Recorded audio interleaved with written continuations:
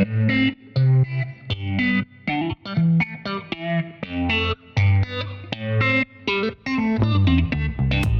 Laurent, je vois qu'ici on a une DS7 Crossback. Crossback, c'était une appellation qu'on avait vue pour la première fois sur la DS4, si ma mémoire est bonne. Ça veut dire que c'était une DS surélevée. C'est quoi cette voiture?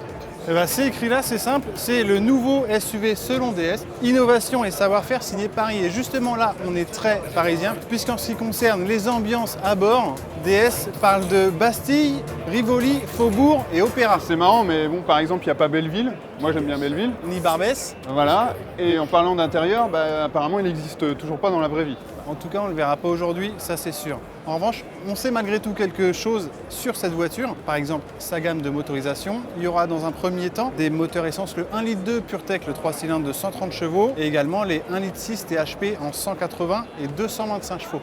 Côté diesel, les Blue HDI 130 et 180 chevaux. Mais alors là, tu me parles de version traction parce qu'il n'y a pas de version 4 roues motrices. Alors il y en aura, mais il faudra se montrer patient. Il faudra attendre 2019 pour avoir une version hybride rechargeable qu'on appellera e-Tons. Et là, on aura un moteur essence pour entraîner les roues avant et pour chaque roue arrière, un moteur électrique. Rappelle-moi combien elle mesure cette voiture? 4,57 m.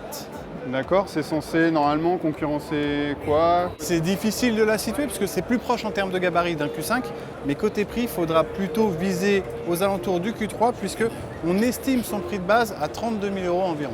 Et ça tombe bien que tu parles de ces deux Audi parce que je trouve que cette DS7 Crossback s'en inspire franchement au niveau style.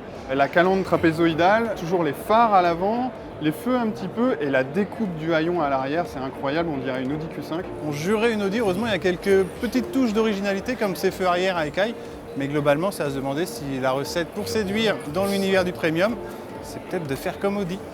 Ouais.